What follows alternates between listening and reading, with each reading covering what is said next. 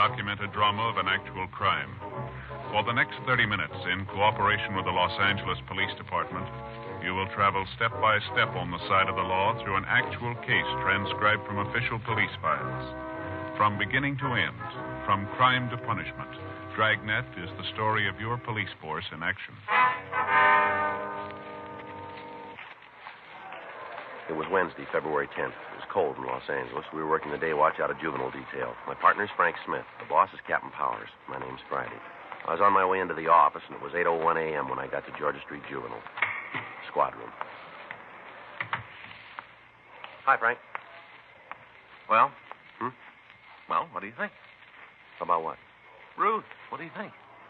Oh, she's nice, sure. Was that all you got to say? Well, what do you want me to say? Did you like her? She's a nice girl, yeah. You got another date with her? No, I told her I'd call her sometime. You said you'd call her, huh? Mm-hmm. Did you say when? No, I just said sometime. Sometime. Well, Faye's not going to like it. Why? She's just not, Joe. I'm not sure we had it this time.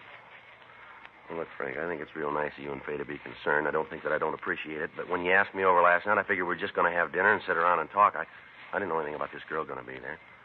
Don't you think you should have told me? Let me know. Joe, you like girls, don't you? Well, of course I like girls. Well, we couldn't have done that, you know. Would have loused the whole thing up if we'd told you ahead of time. We just wanted you to meet her. Get the full effect. Bang, like that. Yeah, I got the full effect. Well, we tried to set it all up for you. She is pretty, don't you think? Yeah, I guess so. Blue eyes, red hair. I think she's real pretty. Mm-hmm. You know, Faye and me had the whole evening planned. Right from the time you two met. I kind of got that idea. What do you mean? Well, you're about as subtle as a water buffalo. Now, you tell me where we were obvious. Go ahead, tell me. Well, all right. First off, the music. That album of records of yours there. What's it called? Love Music or whatever it was? Mood for Lovers. Yeah. Mm-hmm. I bought them special. Yeah. And the flowers on the table? Well, you got to have flowers. You got to have something for the center of the table. You must have gone a long way for those. Orange blossoms? You had to have those. Huh? Well, Faye's not going to like it. Well, I'm very sorry about that, Frank. Oh, we're just trying to show you the advantages of getting married. Yeah, well, I appreciate you and Faye trying, but let me do it my way. Huh? Any mail this morning? Huh? Any mail? Yeah, Skipper put a note in your box. Okay.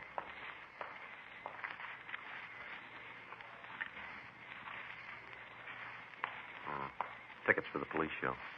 You got to sell tickets, huh? Yeah, so do you. Here's your book.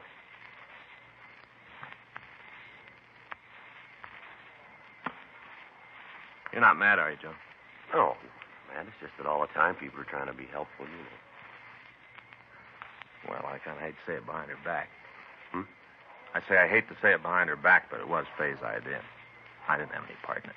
Yeah, Faye's idea. Faye's idea. You're sure you're not sore, huh? No, I told you I'm not mad. Sure? I'm sure, Frank, yeah. Old Ruth. What? Look, it wasn't the fact that she was a redhead, was it? Friday? Yeah. Yeah, Skipper says to run this down. Thanks, man.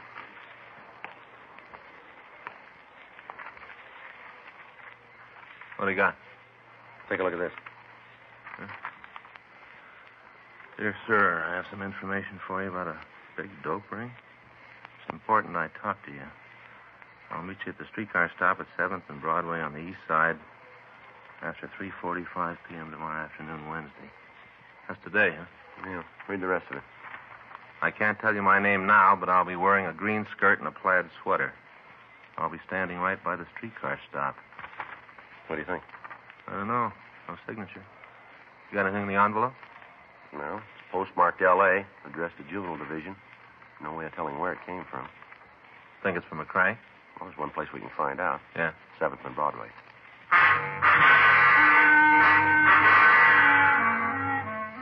The fact that the note had been addressed to Juvenile Division instead of Narcotics Detail indicated that the person who wrote it had some knowledge of the workings of the police department.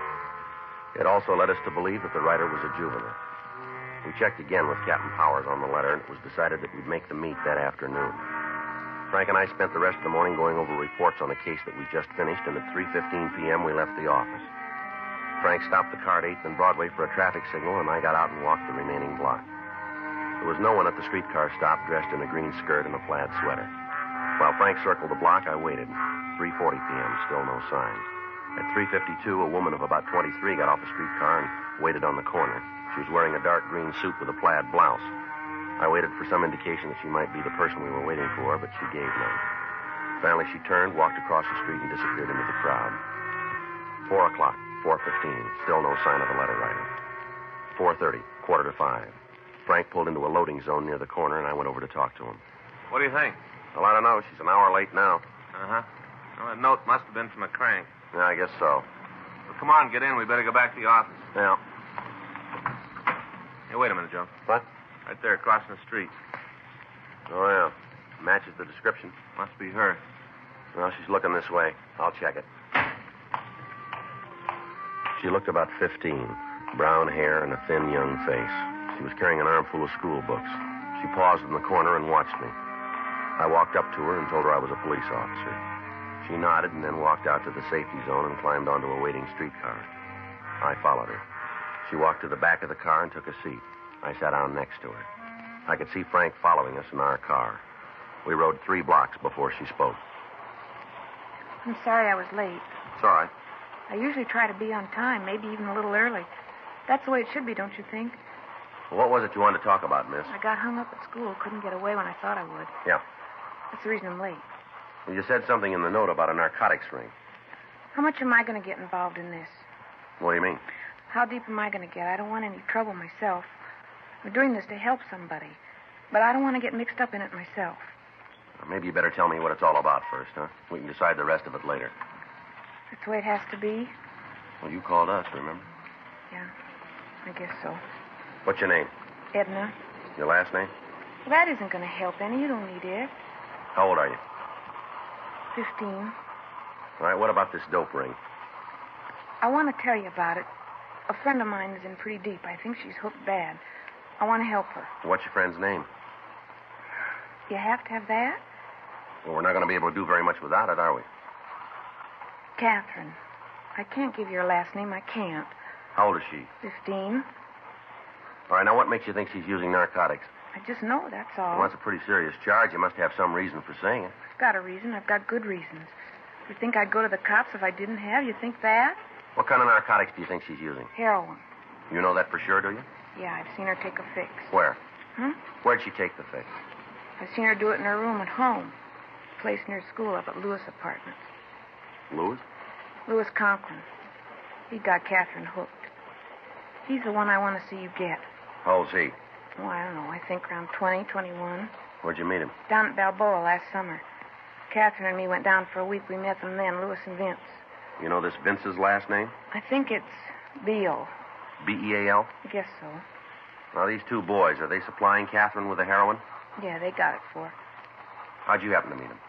First day we were down at Balboa, we went down to the beach. We saw him then. We didn't talk to him right off, not the first day. Uh-huh. The next day, they came over to where we were and laid down on the beach. They had a portable radio, and they were playing it loud. They were playing it real loud. Yeah. Well, Louis asked us if they had the radio on too loud, and we said no. Then we got to talking. All right, go ahead. We found out that they knew a lot of the kids that go to our school, so we talked about them. We talked and listened to the radio. Mm-hmm. Were either your or Catherine's parents with you?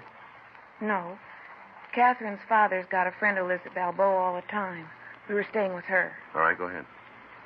After we knew him a week, one night, they suggested that we go for a ride down the coast toward San Diego. Yeah. They'd never given us any trouble, so Catherine and me talked it over and decided to go. They'd never gotten fresh or anything, so we thought it'd be all right. Mm-hmm. We drove down the beach, and then we stopped. The boys had some beer in the car, and we drank some of it, just a little. We didn't think it would hurt, just a little. All right. I guess we drank more than we thought, because we both got a little drunk. First time I ever got drunk. All I wanted to do was go home and go to sleep. That's all I wanted to do. I didn't feel good. I remember that. I didn't feel good. Go ahead. I got out of the car, and I walked around for a while. After I walked, I felt better, and I went back to the car. Catherine and the 2 boys were smoking. I could smell it when I got in the car. Real sweet. Sickening. Marijuana? Yeah. Vince asked me if I wanted some. Told him I didn't, and they all laughed again. Said I was just a little kid, called me chicken. So I did. You smoked the marijuana, did you? Yeah, but not very much. Got sick again, and I threw the stick away. That made Vince sore because I hadn't smoked very much. He got out of the car and found what was left of the cigarette and put it in a box he had. Then he got in the car, and the three of them all drank some more of the beer and smoked the rest of the marijuana. They were all laughing and yelling. Catherine was smoking, too? Yes, she was having a great time, laughing it up. Seems like everything that happened was just about the funniest thing she ever heard. They were all laughing and telling me what a square I was. Finally, I couldn't stand it anymore. So I said if they wouldn't take me home, I'd walk. And what'd they say to that? Told me to go ahead. Said I was a drag anyway, and they'd be glad to get rid of me. And you left then? Yeah. I tried to get Catherine to go with me. She said she was having too good a time and she wasn't leaving. She told me to go home and to expect her when she walked in. Yeah. So I left. Got out of the car and walked up the highway. Was going to catch a ride back to town. Pretty scared, but I wanted to get back. I didn't feel very good. Mm-hmm. I waited for the car, but the ones that went by wouldn't stop. Then Vince and Louis and Catherine came by. They told me to get into the car, and we drove home. I had to wait out in front with Catherine until she sobered up. She said she was too drunk to go into the house. What time did you get home? Oh, it must have been 3 or 3:30. Did you see Vince and Louis again? Well, I didn't, but Catherine did. Every night we were there, she went out with them. I didn't want to have anything more to do with them. She told me if I said anything to the people we were staying with, she'd cause me a lot of trouble. I like Catherine. She's my best friend. I didn't want to see her get into any trouble. Thought when we left Balboa, she'd quit seeing the fellas.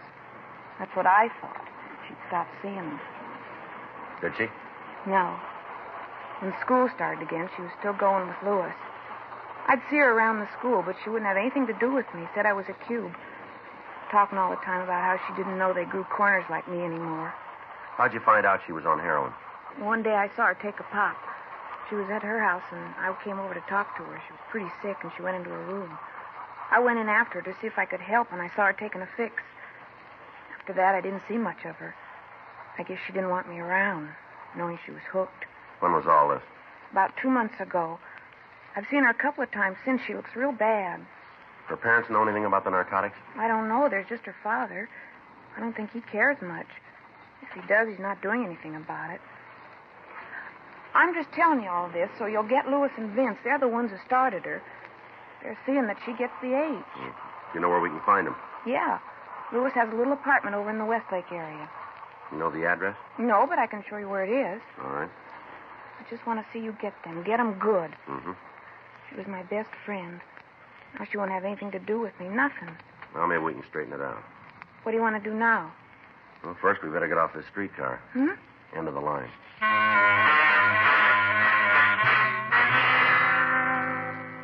Ed and I got off the streetcar, and Frank picked us up.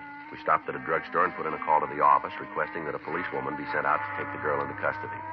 10 minutes later, Officer Irene Gardner arrived, and the four of us drove over to the Westlake area. The young girl pointed out the building where she told us that Vince Beale and Louis Conklin lived. She gave us a description of the two suspects, and finally, after Miss Gardner had talked to her, she also gave us the full name of her friend, Catherine Pilgrim. We checked at the building and found that the two suspects occupied apartment 4G.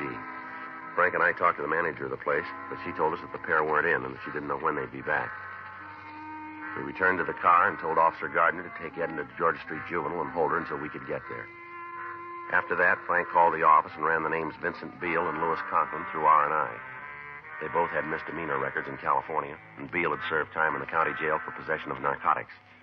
We called Captain Powers and told him what had happened, and then we returned to the apartment and set up a surveillance.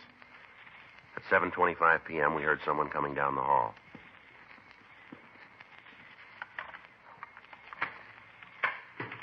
Don't worry about a thing, honey. It's all going to be all right.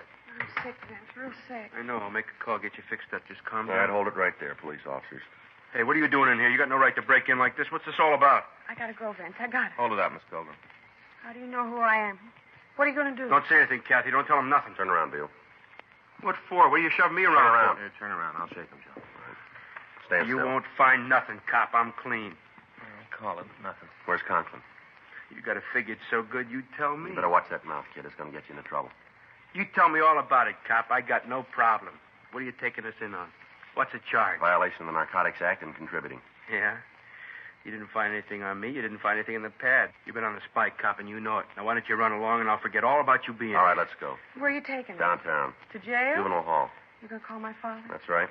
Well, he won't tell you anything. He won't tell you a word. Keep your mouth shut. Why? I got nothing to hide. I'm not a hype. You ask my father. Let me see your arms, Beal. Huh? Your sleeves. Roll them up. Come on, quick. Here. Where'd you get those marks? You tell me. Let me see your arms, Miss Pilgrim. It's not gonna prove anything. Not a thing. Let me see them. Go ahead, honey. If you don't go along with them, they bring out the rubber hose. Somebody messed with you a long time ago. Come on, Miss Pilgrim. Let me see your arms. Well, all right, here. How about it, Joe? Take a look. Yeah. Fresh needle marks. We called Narcotics Division and asked them to come out and go over the room in an attempt to find a trace of narcotics. We put in a call to the office, and Irene Gardner came out and took the Pilgrim girl into custody. A stakeout was set up on the apartment to apprehend the other suspect, Louis Conklin. Frank and I took Vince Beal to the office and questioned him for over an hour, but he failed to come up with his source of supply for the heroin. He was turned over to officers from Narcotics Detail and booked in at the main jail on suspicion of violation of the State Narcotic Act, a felony. A call had been put into the father of Catherine Pilgrim, and at 9:37 p.m. he arrived at the office. Friday and Smith, where are they? My name's Friday. What can I do for you? I'm Robert Pilgrim. I want my daughter. She's downstairs right now. A doctor's taking care of her. What for? Well, she's pretty sick, Mr. Pilgrim. Sick. What's the matter? You've got no right to give her any kind of medication without my approval. We couldn't reach you. How hard did you try? We called your home and your place of business. We got no answer. Our doctor thought it was best to give the girl something right away. What's wrong with her? What are you doing to her? Your daughter's a narcotic addict, Mr. Pilgrim. That is a lie. Now, you get her up here right now. You hear me? You get on that phone and have her brought to this office right now. I'm taking her home. Afraid we can't do that. Who are you to tell me what's going to happen? I pay your salary, officer. Don't forget it. If you don't get on that phone and have my daughter brought up here right now, I'll make some calls and you'll be pounding a beat out in the Toolies. I've got a lot of friends in this town. And you've got a daughter who's hooked bad.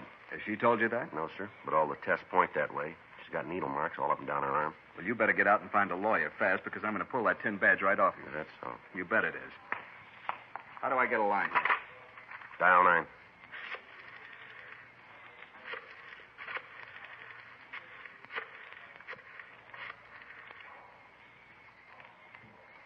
Hello, Jack. This is Bob Pilgrim. I'm down at the police station. Yeah, Kathy's here. The cop says she's a hophead. I want you to tell her. Here, you talk to him. Yes, sir. Who am I speaking with? Mm-hmm. Yes, sir. Yes, sir. Well, we did find hypodermic marks. I see. All right, sir. We'll be checking with you. Now you'll get my daughter? I'll have her sent right up. You want to come out in the hall, Frank? Yeah.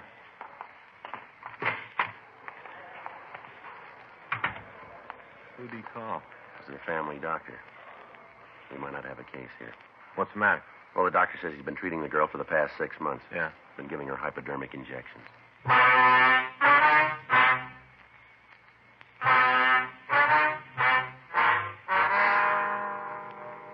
With the doctor's statement, there was nothing we could do but release the girl to her father pending further investigation. The parents of the teenager who had written us the first letter came to the office, and she was released to them. At 11:40 p.m. that night, we got word that the other suspect had returned to the apartment and had been taken into custody. He was identified as Louis Conklin, age 23. He was taken to the main jail and booked on the same charges as Vincent Beal. Their apartment was gone over, but no trace of narcotics was found. We questioned both suspects again, but they failed to cooperate with us. Frank and I checked out of the office and went home. The following morning, we drove out to see the doctor who had told me he was treating the Pilgrim girl. He said the girl was underweight and highly nervous and that he had been giving her vitamin injections. He went on to say that he'd stopped treating her 5 months previous at her father's request and that he had not seen the girl since then. February 11th, 10:24 a.m. We checked the car belonging to Vincent Beal. In the trunk, we found an expensive leather jacket. It looked too expensive to be worn by a man who had the reputation of never holding a job. We took the jacket over to the crime lab and had it checked.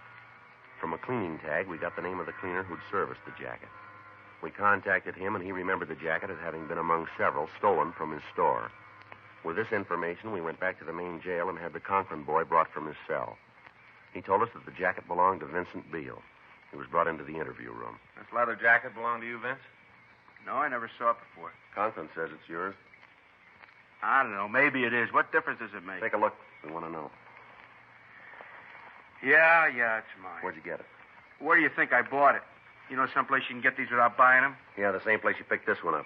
Well, what's that supposed to mean? You know a man named Ted Hartman? Who? Ted Hartman. Ted Hartman. Never heard of him. He knows you. Maybe he's got a better memory than me. Says you used to work for him. Is that right? Yeah. Now, how about it? Maybe I did. I had a lot of jobs. The cleaner says you worked for him a couple of weeks last December. That's a long time ago. Says this jacket was stolen from him. Well, where do I He fit? thinks you stole it. He's crazy. He's sure enough to make a complaint. They'll laugh him out of court. Conklin says it's yours. I told you I bought it. Conklin wants no part of a burglary rap. What'd Conklin tell you? Maybe we ought to get your side of it, huh? What'd he tell you? I got a right to know. Look, he's going to make a beef like that on me. I got a right to know what he said. He wants no part of it. He lays it all on you. He's no good. I hadn't figured for a guy I could trust. He did all right on the deal. Lou kept us both going. What do you mean? I thought he told you all Yeah, about well, it. we want to hear it from you. A lot of times stories get all mixed up. Now we want to get it right. Now, we knocked the place, but it was both of us. Lou was in on it all the way. Go ahead. We were scratching for H. We had it real bad. We needed some way out. I thought about the cleaning place. Figured we could score good. Well, we did all right. Took care of three of us for a long time. You, Conklin, and the Pilgrim girl, is that it? Yeah, that's it. What were you shooting? Me and Lou kept it down. The Pilgrim kid, she built up fast. She was juicing 5 caps a day.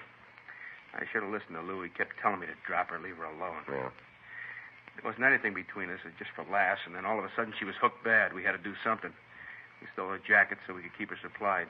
5 caps a day. You know, that's a lot of H.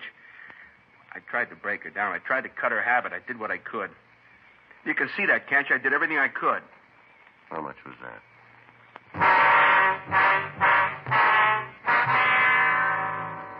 "5:23 p.m. Frank and I, along with policewoman Irene Gardner, drove out to the Pilgrim residence. We went up to the front porch and rang the bell. Yeah. What do you want? I'd like to see your daughter. Now, you get out of here. You get out of here right now. I've had enough of this shoving around from you. It's about time you learned your place. It might be better if we came in. Anything you got to say to me, you can say here. I don't want any cops in my house. You want to get your daughter? What for? We're going to have to take her down to juvenile hall. You guys just don't give up, do you? You want me to call my doctor again? We talked to him this afternoon. Then you know the story. Now get out of here. You want to get your daughter? Look, I've got a gun inside. If you're still here when I come back, I'm going to Now, use you it. listen to me, mister. You've been acting like a big man long enough.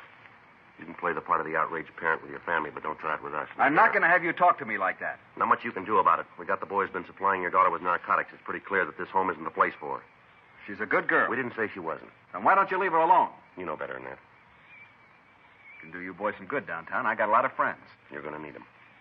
All right, you want to make a case out of this? I'll fight you in every court in the country before I let you take my daughter away from me. Now, you just try it. Your daughter's a drug addict. She's sick. She's got to be straightened out. She needs help. Who are you to set yourself up as the jury? You got a fine girl in there. She's got all the breaks except somebody who thinks enough of her to stand by her. There isn't anything she wants she doesn't have. What about the things she needed? You let her run all over the town by herself. She gets in trouble, and you won't take the time to care for her. What about those 2 men who got her started? What are you going to do with them? They're guilty. If it hadn't been for those 2, this never would have happened. They'll be taken care of. You lay the blame any place you want, mister, but if you're honest, you'll keep it. What's going to happen to her? She'll be given medical attention. We'll do what we can. I can afford to take care of her. I've got the money. I'll hire the best people. I want her to have the best. Yeah. She's mine. I'm her father. I've got the right to take care of her. Yes, sir, that's right. Hmm? Why didn't you?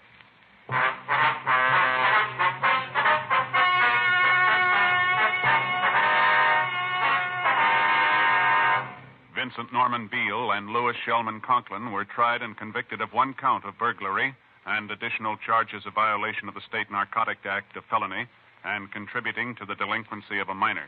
They received sentences as prescribed by law. Burglary is punishable by imprisonment for a period of not less than 5 years in the state prison. Catherine Noreen Pilgrim had a hearing in juvenile court and was made a ward of that court. You have just heard Dragnet, the authentic story of your police force in action, and starring Jack Webb, a presentation of the United States Armed Forces Radio.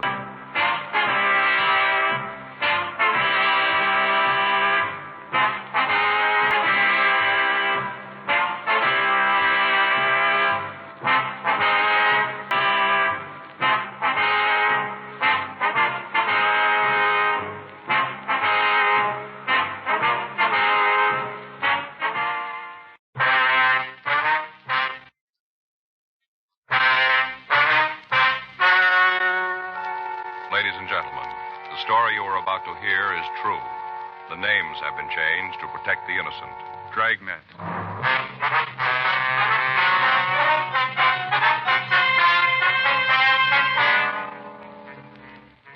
You're a detective sergeant. You're assigned to robbery detail. 14 women in your city have been robbed and beaten. You've got a half dozen descriptions of their attacker. None of them match. The man's still free. Your job, get him. It was Wednesday, November 26th. It was cold in Los Angeles. We were working the day watch out of robbery detail. My partner's Frank Smith. The boss is Chief of Detectives Thad Brown. My name's Friday. I was on my way back to the office, and it was 2:34 p.m. when I got to room 27A. Robbery. Come on, Joe. Everybody's in the skipper's office. All right. I tagged by R&I to pick up these packages. Anything on them? No, not much. We'll check them out, but they don't look like they're going anyplace. Yeah, go ahead. Joe, Frank, you want to come over here? Yes. Sorry we're late. Don't worry about it. Let's get this thing on the road. All right. Want to settle down? Let's get started. The word's probably gotten to you about why we're here. It's on this purse snatching thing Friday and Smith have got. Things gotten way out of hand. Thief hit again night before last. Victim's at the county hospital in a critical condition. She was pistol whipped, and it looks like she's got a fractured skull. It's only a matter of time before somebody's killed. That's the reason we're here, to see that it doesn't happen. Now, you all got mimeographed MO sheets. On it, you'll find what information we've got. Some of it's pretty broad, but it's the best we've been able to come up with. Friday and Smith have handled the thing to here, so I'll let them give you the details. You want to tell them? Yeah, right, Skipper. Well, first off, you'll notice on those MO sheets, all of the crimes have been listed in the order that they happened. Also, the place and the time. There's also a description of the clothing the suspect wore, and when we could get it, a description of the suspect. Now, you'll notice that in most cases, there's quite a difference there on the physical description of the suspect. However, we've been able to put them all together, and we've come up with a composite drawing that should look something like the suspect. The one thing that's fairly constant is the description of the clothing worn by the suspect. It's almost always dark. Wears a hat, and he's been known to wear a top coat. Now, the hat and the coat are also dark material. Clear there, everybody?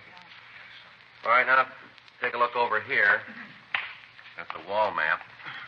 Now, we've pinpointed all the jobs so you can get a little better picture of the operation. Can you all see there?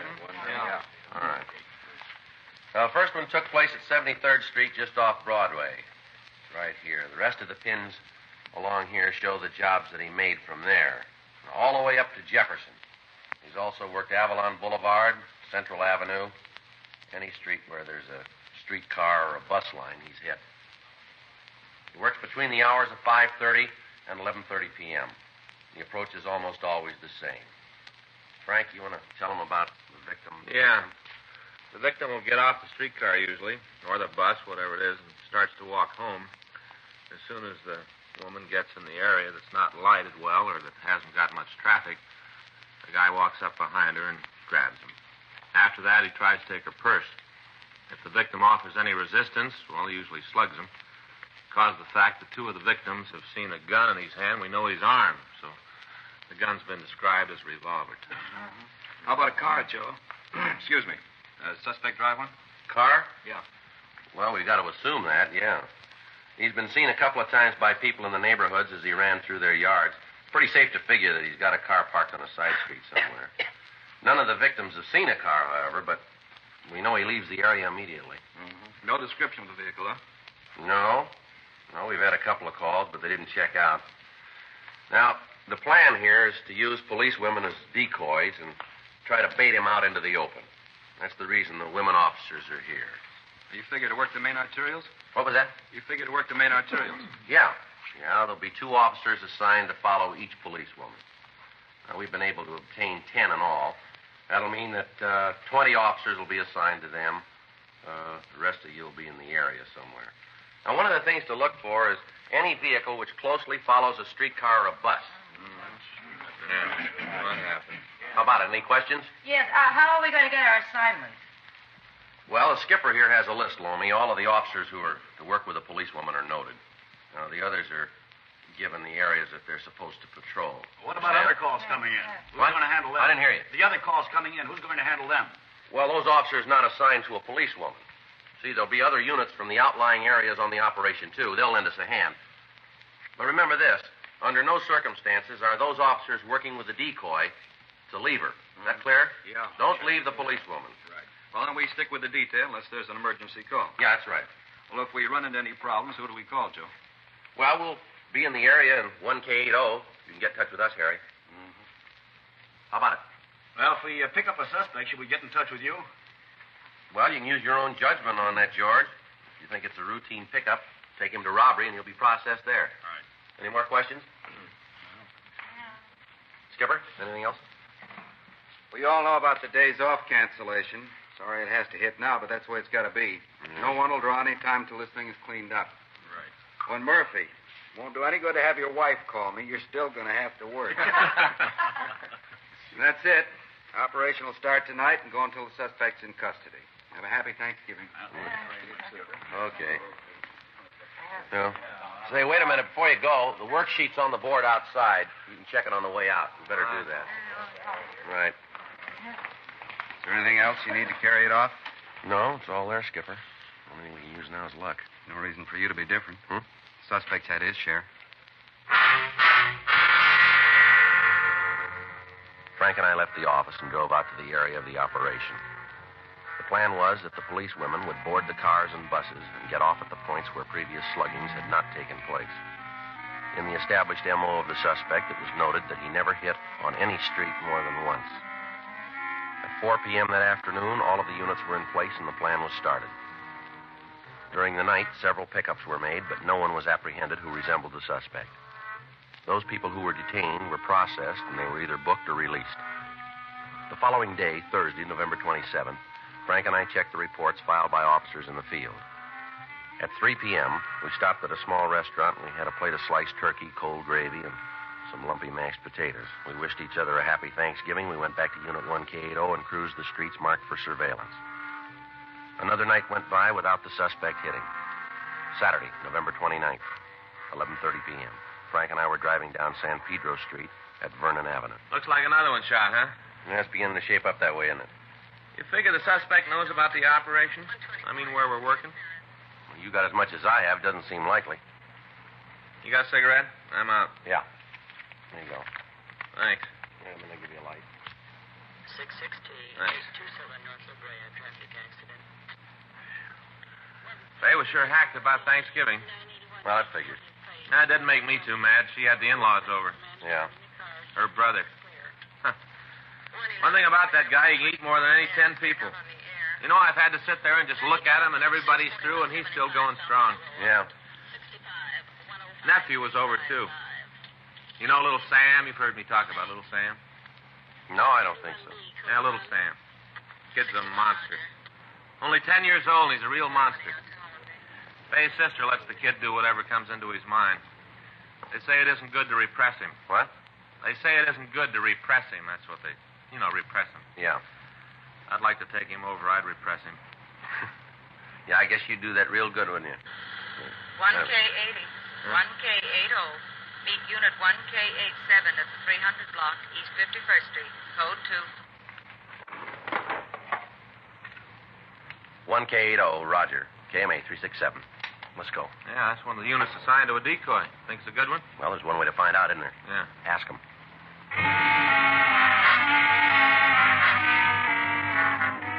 South Park is located at the corner of San Pedro and 51st Street.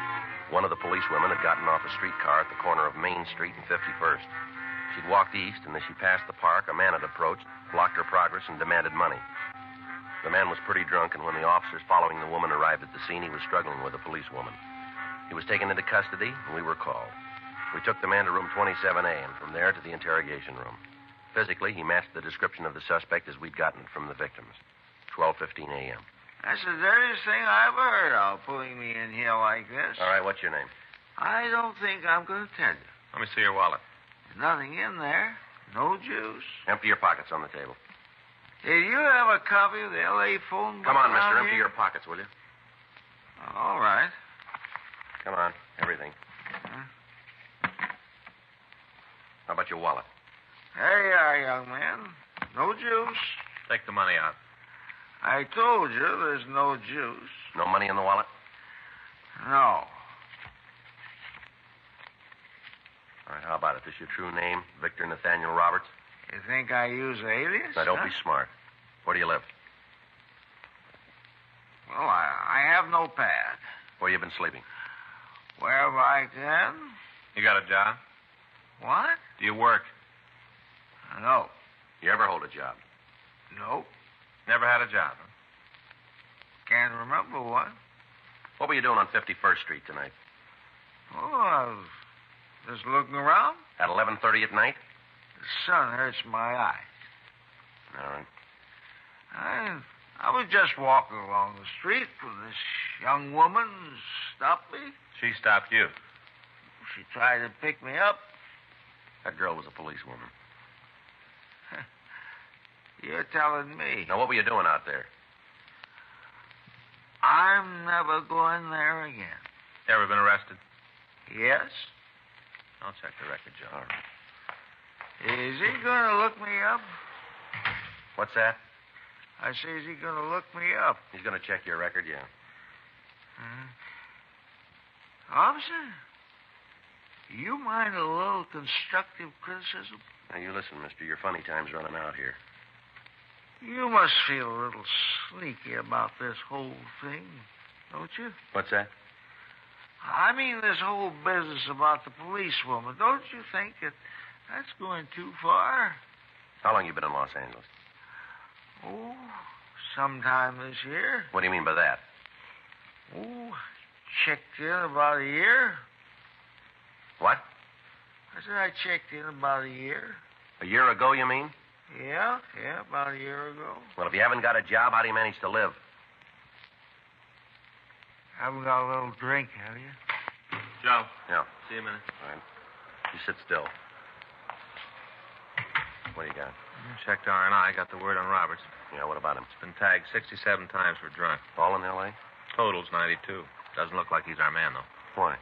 Well, he's been in Camarillo for the last 3 months.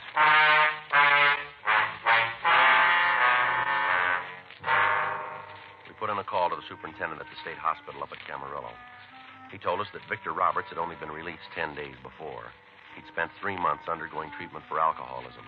The suspect we were looking for had been working for the past 2 months. Roberts was booked in at the main jail on a charge of violation of Section 4127A LAMC. During the time we'd been working on the case, all known purse snatchers had been picked up and interrogated. Runs by the stats office had been made, and the names they gave us had been checked out. Locals and APBs were gotten out, carrying the description and the MO of the suspect. The leads that came in were followed up without result. Informants were questioned, and George Brereton up at CII in Sacramento furnished us a list of possibles. All in all, over 100 people had been questioned. In the course of the investigation, several other cases were cleared, but our prime suspect was still free. Meantime, the operation continued. Each night at 4:30 p.m., 10 policewomen would board streetcars and buses in the area. 10 police cars carrying 20 officers would follow them. In the immediate vicinity, another 40 men were patrolling the streets and alleys looking for the thief. As a result of the newspaper stories on the string of crimes, calls were coming into the complaint board at such a rate that they were jamming our normal facilities. Women refused to walk the streets alone after dark. Apparently, the thief could come and go as he pleased. In the next 2 days, he hit 3 times, but in areas that were not covered. He began to hit in places he hadn't worked before. He seemed to know where we were and that we were using decoys. The search went on. Tuesday, December 2nd, we got a call from the manager of a cheap hotel in the Skid Row area. We drove out to see her. Right down this way. He's not in. Well, just what is it you want us to see? You wait. When you get a good look, you'll know. Yes, ma'am. Here we are. I'll get the door. You just come on in. Thank you. Yes, ma'am. Over here. I was cleaning up this morning. My girl's sick. Had to do it myself. Mm-hmm. And just cleaning up, and I found them over here in the closet. Yeah. Up on the shelf. Can you see them up there? Way back? Wait a minute. I'll get a chair. Well, I was just straightening up, and I saw them, and I thought to myself, I ought to call the police, get them right out here. That's what I thought to myself. Yes, ma'am. I always feel it's the duty of every citizen to cooperate with the police. Yes, ma'am. You got your flashlight, Peter? Huh? Flashlight. Oh, yeah, here you go. Well, do you see him up there on the shelf? Yes, ma'am. Frank, Yeah? there's something down there I can pick him up with. Well, you'll find out anyway. You don't have to worry about fingerprints. I guess I shouldn't have done it, but when I found him, I picked him up, but I put him right back, right where I found him. Here you are. Okay. What you got?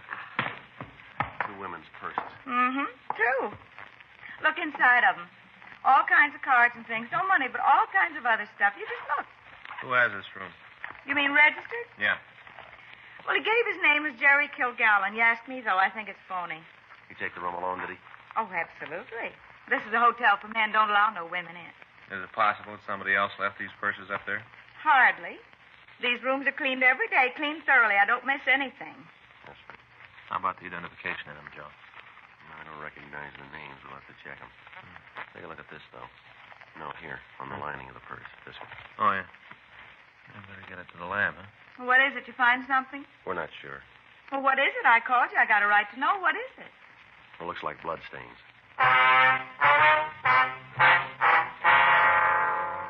We got a complete description of Jerry Kilgallen, and Frank called it into R&I.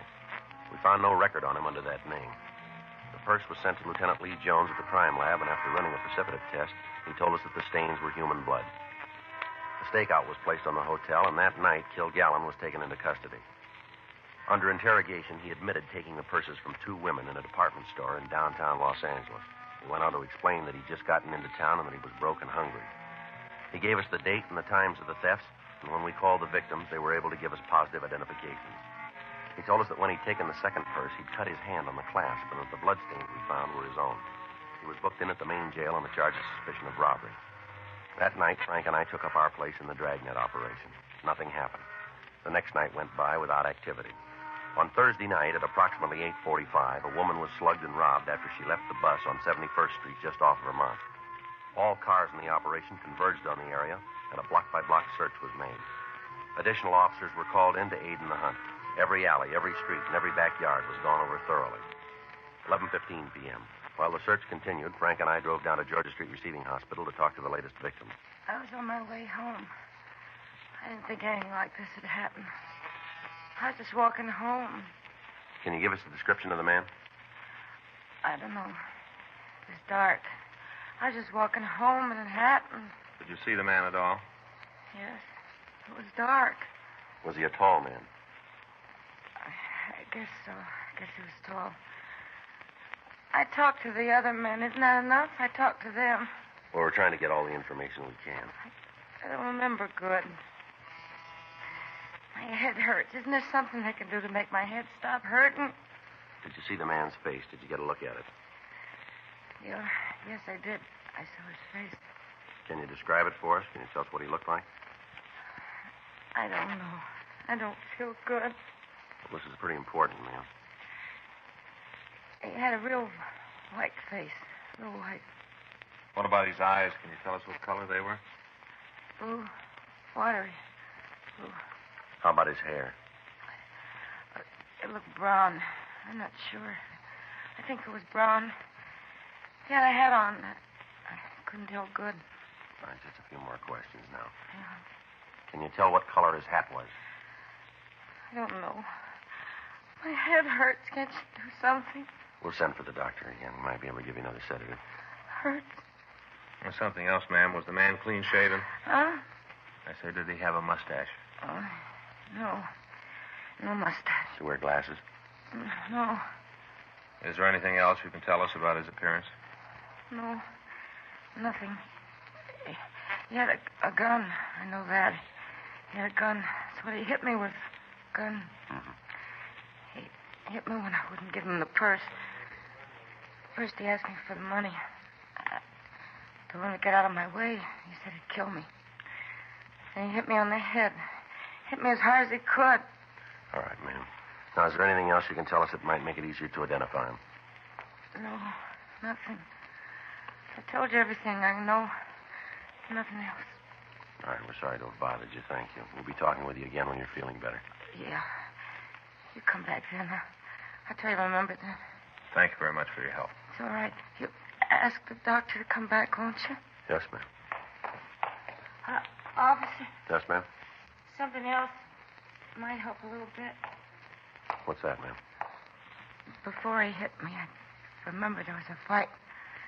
I didn't want him to take my purse. There was a fight. Yeah. I tried to stop him, and I scratched him. Scratched him hard. See, I broke a fingernail when I did it. That'll help, won't it? Yes, ma'am. It should. Last thing I remember before he hit me, he was bleeding a lot. Where did you scratch him, ma'am? Do you remember? On the hand? No, right across the face. Left side. We got to a phone, and we had a broadcast put out carrying the additional information on the man and the fact that he had been badly scratched. Officers in the immediate area of the attack started a check of all the drugstores that were open in the hope that the thief had stopped for medication. After getting the call out, Frank and I left the hospital and started back to search the area. 11:46 p.m. You talked to the doctor about the victim? Yeah, she's in pretty bad shape. They're going to move her to General. Sebastian says you might have to operate. Be glad to get this guy. Yeah. Attention all units. Attention all units. You want to turn it up, Joe? All units on frequency 7, please stand by. All units in the vicinity of the 100 block on West 29th Street. Officer needs help. Special attention, 1K80, code 3. Lean on it. Right.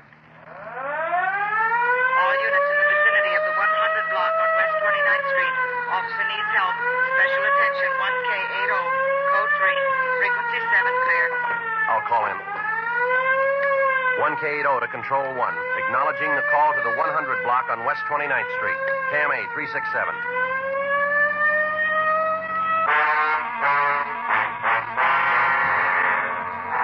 It took us 2.5 minutes to get to the location. At the curb on the side of the street, we saw a parked police unit. Standing next to it was a woman officer. We pulled up next to the unit and talked to her.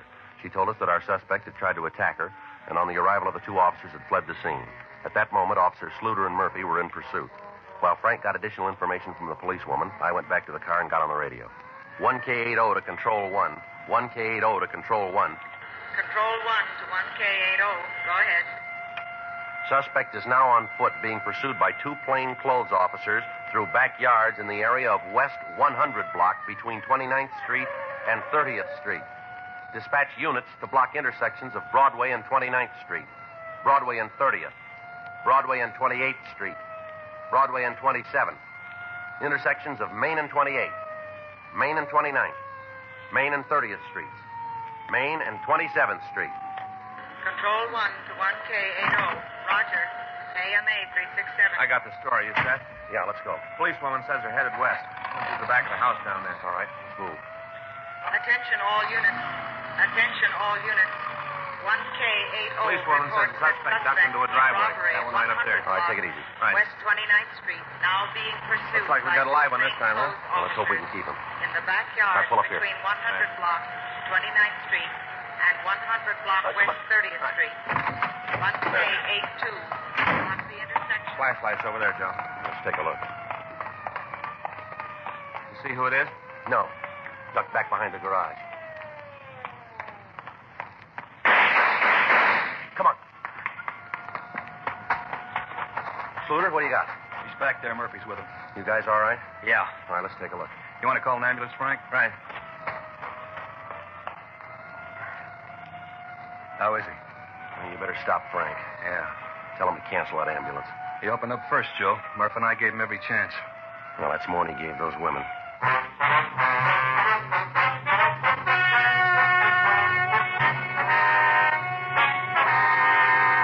At the inquest, the coroner's jury returned a verdict that the suspect, Kenneth Neal Stewart, died as a result of gunshot wounds inflicted by police officers in the line of duty. The death was listed as justifiable homicide. You have just heard Dragnet, the authentic story of your police force in action, and starring Jack Webb, a presentation of the United States Armed Forces Radio Service.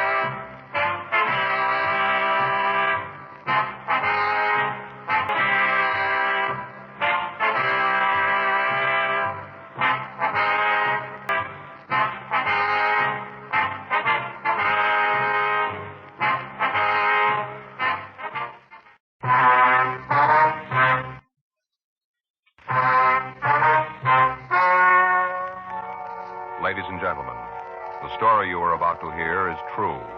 The names were changed to protect the innocent. Dragnet.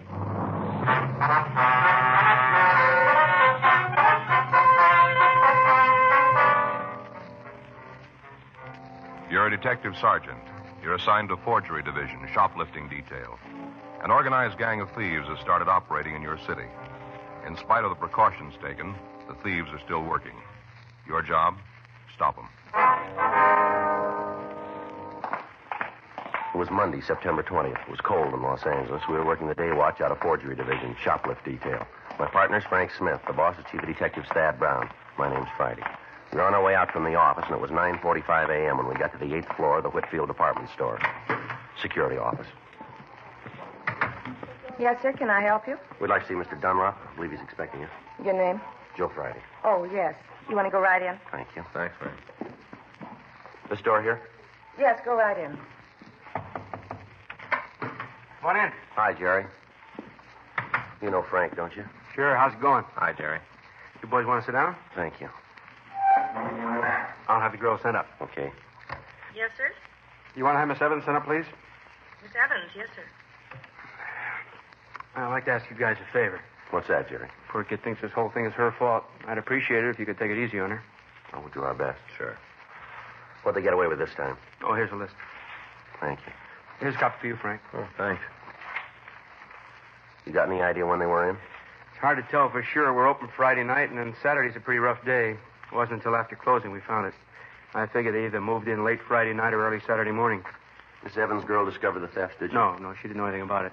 The stock clerk found it. He was running through the inventory to replace the coats and suits. Noticed there were several that couldn't be accounted for. He called me. Mm-hmm. Evans' girl's in the department. I talked to her this morning. It looks like she waited on the pair. She able to come up with any kind of description? Yeah, I think she'll be able to help us. Oh, excuse me. Yes? Miss Evans is here. Well, send her in, please. Yes, sir. Come in.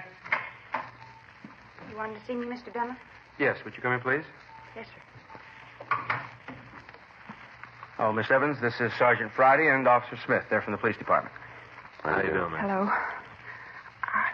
I don't know why you want to see me, Mr. Dunlap. I told you I didn't know anything about them. I told you. You've got to believe me. I didn't have anything to do with them. I never saw them before. Now, you just sit down, Miss Evans. Thank you.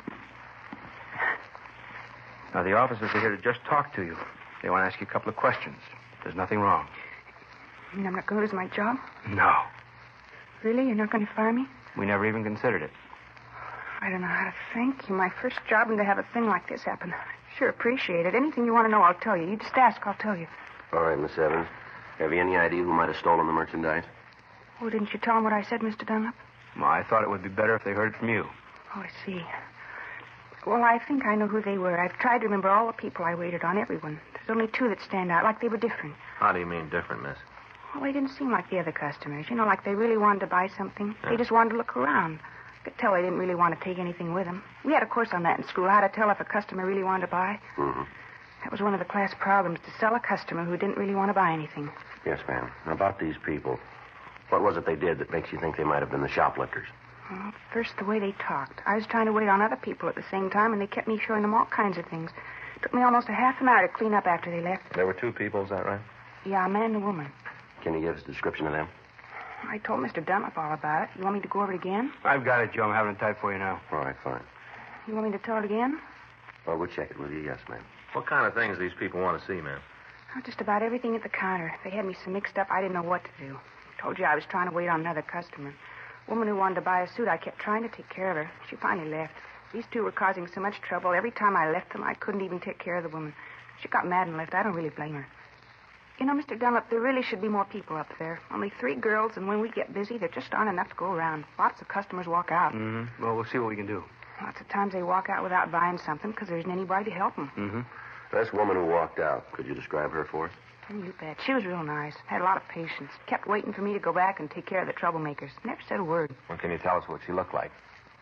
Well, I'd say she was about 35. It's hard to say for sure. She took real good care of herself. You know, hair all nice and good makeup. Not cheap-like. Nice hands and a manicure. Was she carrying any packages when she came in? Do you remember? Gee, I gotta think about that. I don't think so. Oh, you know, a couple of paper bags like from the notions department. Maybe face cream or cologne, things like that. No large boxes? No. I don't see why you're so interested in her. The other two were the ones who caused the trouble. They're the ones who must have taken things. Why are you asking about the lady? How was she dressed, do you remember? Oh, just beautifully. Had on a gray suit with large lapels. Kind of peplum that came out like this. Rhinestone buttons, beautifully good taste. She wearing a coat? Mm-hmm. Long. Had a stand-up collar, real full skirt, tight bodice. Where was she looking at the suits? Over by the counter. She'd hold them up, in front of the mirror. She knew what she wanted, looked at the material, the way they were made. She'd have bought if I could have spent a little time with her. She liked the merchandise, liked everything I showed her. Mm-hmm. How many things did you take off the racks for? I guess she looked at a dozen styles. A dozen real high-style suits. That seemed to be all she was interested in. You don't think she had anything to do with the stealing, though, do you? Well, looks like she was the one who did the actual taking of the merchandise. The other two were there to keep you busy. I can't believe that. She was so nice. Never seemed to get upset, even when I couldn't spend more time with her. Real nice. Didn't get upset at all when she couldn't find what she wanted. I'm afraid you're wrong there. She found it.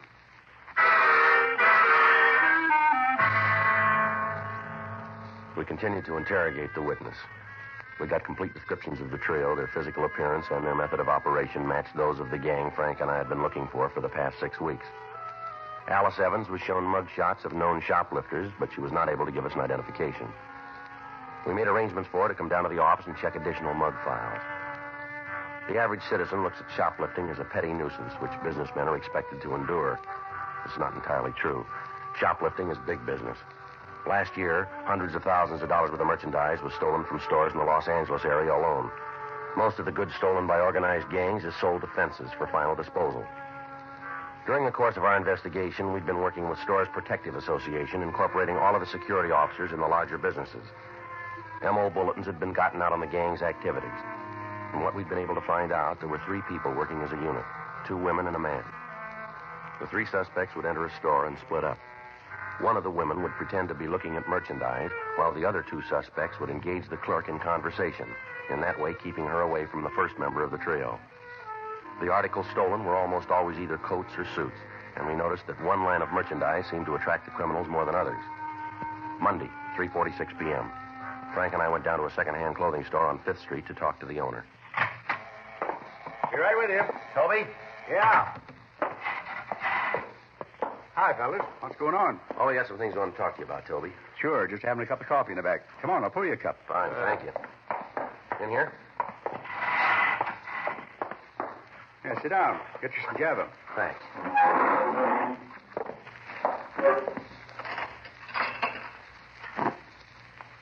Anything special? No, we're just fishing, Toby. Thought you might be able to come up with a little something for us, maybe. And here you go. Either of you want sugar? No. Oh, thanks. Don't use it. Just doing part of your work here. Is that right? Yeah, buy sheets. Want to get to the mail tonight. Well, we don't want to keep you, Toby. Yeah, no trouble, Sergeant. Mac's getting a little tired anyway. Just soon stop and have a cigarette. How's business? Pretty good? I'm keeping up. Now, what can I do for you? You got anything on a boosting gang working around? Nothing more than usual. Why? Well, we got a bunch that's giving us a little trouble. We're trying to come up with something that'll hang together on them. 2 men and a woman? Yeah. You got anything on him? Oh, nothing worth repeating. Rumbled around about the 3 of them. That's about it. If I had any more, I'd have called you sooner. Where's the information coming from? Well, you know how it is, Sergeant. You hear something here, something else there. You put them together. You come up with a story, but no way to trace it. Yeah, I know. You got any idea where the stuff is being sold? Same answer. Rumble's got it that all the loot's being shipped out of town. Some of it back east, some goes up north. I got a piece the other day that some of it's going to Mexico. Mexico, huh? Yeah. Most of it's ending up in the east, though. You know any reason they'd be hitting one brand more than the others? Got a word. That's about all. What's that? The gang's laying it out around town that they'll pay up to $25 for a suit. You know, going price is around 5, maybe 6.5. Mm-hmm. Figures that if you can do better with one line, that's what you're going to boost. Huh. Why's the price gone up? Yeah, the only way I can figure it is that they're worth more on the market. Anybody approached you? Nah, if they had, you'd have been called right away. You know that. Yeah. You got any idea where we might be able to pick up anything on the trio? Not right out, but I'll tell you one thing. What's that? The way I got it, there's 4 of them. Yeah? 2 men, 2 women. A man's a gun. He sets up the deals, makes the shipments. How are they getting the stuff out, Toby, do you know? Pick up a kid and offer him a trip. Ask him to deliver a suitcase. Works out good for him. Carrier doesn't know who he's working for. Can't lead the cops back to the operation. Mm-hmm. About the only way I can figure it. You say none of the stolen stuff showing up down here? Nothing so far. Well, thanks a lot, Toby. If you hear anything, we'd sure appreciate a call. Sure thing. Real good coffee, Toby. Instant. I make it in the percolator. Well, you mean that powdered stuff? You don't have to make that in a coffee pot. Habit, I guess. Well, thanks again. We won't keep you, Toby. Oh, hang on a minute. All right. Yes, sir? What can I do for you? Buy used clothes? Yes, sir. What have you got to sell? That's in the car. Just want to be sure you're buying stuff. Well, bring it in. We'll take a look at it. Okay, Toby, we'll see you later, huh? Right, Sergeant. Give me a call. Right. I'll be right back. Excuse me. Yeah. Well, what do you think of that, Sergeant? Sure in a hurry, isn't he? Yeah, let's see why. Come on. You see him? Yeah, right up there. Hey, hold it up there. Huh? What do you want? What's the matter? Didn't you hear me? I asked you to wait back there. Well, sure, I heard you. I didn't know you were talking to me. What do you want? Police officer. You want to step over to the car? I want to ask you a couple questions. Well, I haven't done anything. You didn't say you did. Well, why do you want to talk to me? What do you want me to come Come on, up let's go. All right. I'm making a mistake. I haven't done anything. Mm-hmm. You got the wrong man. You got no reason to talk to me. All right. Get in.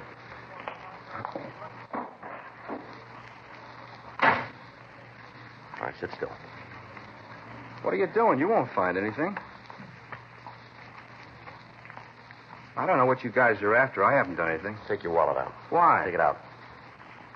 Here. Take the money out of it. You always carry that much money, do you? No, not always. I know. You keep the money in your hand. Give me the wallet. Here you are. This your true name? Hmm? Kenneth Elgin Norris. This your right name? Yeah. You live here now, do you? No, not now. Where do you live? I got a room over on 7th. You want me to run a make on him? Yeah, will you? Here's his ID. Thanks. 1K80 to control 1. 1K80 to control 1. Control 1 to 1K80. Go ahead. Check for want. Kenneth Elgin Norris. That's Norris. Male white American. 26 years. 5 feet 10 3/4. 168 pounds. Black hair, brown eyes. KMA 367. 1K80. Roger. Stand by. What's all that about? Checking to see if you're wanted any place. Oh. You ever been in trouble? You mean with the cops? That's right. No, never. Why'd you leave the clothing store in such a hurry? I remembered I had to meet a guy. I remembered I was late. Who's the guy? A friend of mine. You wouldn't know. Well, try it. It's a guy named Arthur. I don't know his last name. Where were you going to meet him? A bar down the street. What about the clothes you wanted to sell? What about it? Where are they? I don't know. Well, you went in to sell something that you didn't have. Is that it? Well, I was going to pick him up from Arthur. And you don't know his last name? No. How come you were going to sell the clothes? Huh? Why were you going to sell the clothes? Well, that's a silly question. Why does anybody sell anything? Because I needed the money. You look like you're sitting pretty good. Well, I got to leave town. I'm selling all my stuff. I thought you said the clothes belonged to this Arthur guy. Well, they do, but I'm going to sell them for him. He said he'd give me a piece of the profit. Why doesn't he sell them himself? Well, I don't know. You better ask him. We'll try to. Now get the rest of the stuff out of your pocket. Come on, everything. You guys are making a big mistake. You know that, don't you? A real big mistake. Well, if we're wrong, we'll tell you. Yeah. Here it is. Comb, change, cigarettes, and a lighter. That's all there is. You sure? Well, why would I lie? Turn your pockets inside out. What? Turn them inside out. All right. All of them. The other one, too. Told you, I gave everything I had. There isn't anything else. Oh. What's that? Huh? Move your foot. What's this? Looks like a key. What's it for? But I don't know. It isn't mine. Well, maybe it belongs to Arthur. It could be. It isn't mine. Looks like a check locker key, doesn't it? It might be. I never saw it before. Came out of your pocket, didn't it? No, it didn't. Must have been on the floor all the time. It isn't mine. 1K80. Your suspect has a felony record including burglary and is now wanted for parole violation. 1K80, Roger. KMA 367. Thought you said you'd never been in trouble. I made a mistake. Looks like you made more than one, doesn't it? What? Maybe you were wrong about the locker key. I told you. I never saw it before. Oh, sure. You want to sit with him, Frank? Yeah. I'll get to a phone. Right. It's just a key. What does that prove? I don't know. Let's find out what it opens.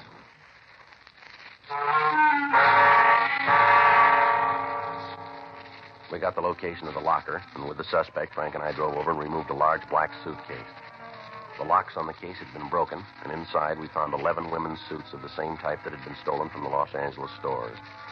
All identifying labels had been removed, but we were able to find the tag issued by the National Recovery Board inside the seams of the suits.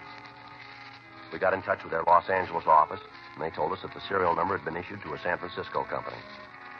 On the way back to the city hall, we stopped and searched the suspect's room thoroughly, but we found nothing.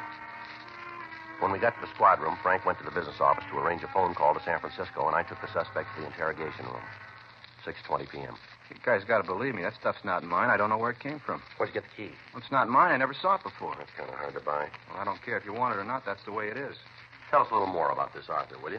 I told you everything I know. Where'd you meet him? In a bar down on Main. I told you that before. Now, what's the matter? Don't you believe me? You're making it tough to believe. I'm telling you the truth. Where'd the suits come from? I don't know. Right here. Take another look at them. Might help you remember, huh? They were in the suitcase when Arthur gave them to me. That's all I know. Where'd he get them? I don't know. Did he steal them? Well, I don't know. Why'd he give them to you? He just said he wanted me to take care You of told them. us before he wanted you to sell them, didn't you? Well, he did. Where were you going to make the payoff after they were sold? He said he'd get in touch with me. Where? Around. He said he'd find me. He gave you over $500 worth of suits, and he said he'd get in touch with you, huh? That's right. When? Sometime. He didn't name a date? No, just said he'd look me up. How many times have you been arrested? You got the record. Why asking me? We want you to tell us. I don't know. I forget. We'll take a guess. Oh, a few times. 5? You got the record. When's the last time you checked with your parole officer? I forget. You know your package is tabbed? No, I didn't know until I heard on the radio. You had no idea, huh? No. You went up for burglary, is that right? Yeah, they sent me up to the joint. You know you're going back, don't you? Yeah, I guess. Not going to look good to have another charge marked on you. What do you mean? Burglary.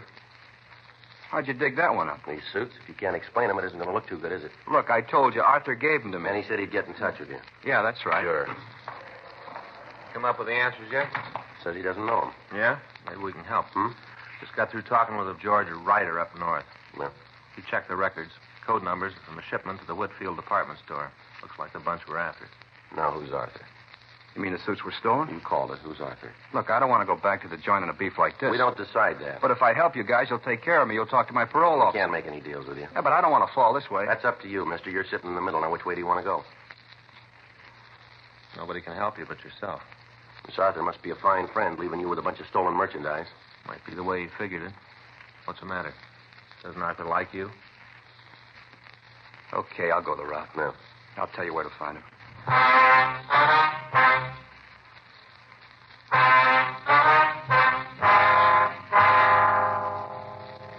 We called a stenographer, and Kenneth Norris gave us a complete statement. He said that he'd been approached by a man that he knew only as Arthur and asked to carry a suitcase to St. Louis. Once there, a man would have him paged at the airport and take the valise from him. In return for this service, the suspect was to be paid $100 and his expenses.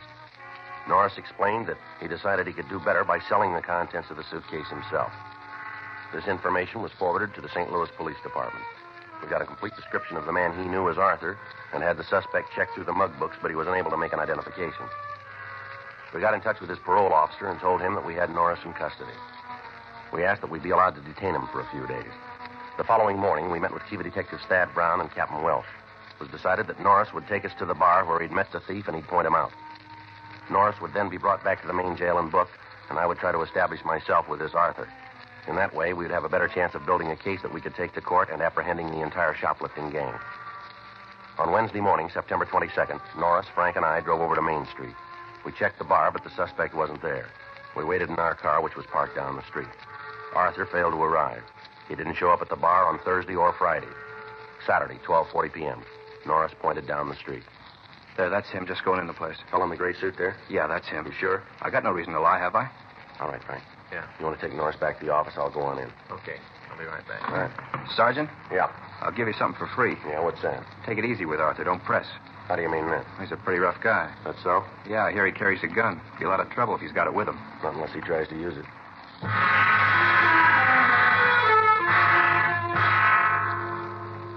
I left Frank at the curb and walked into the bar. I saw the man that we knew as Arthur sitting at the rear of the place. I took a seat near the front door and ordered a cup of coffee. In a few minutes, I walked back toward Arthur.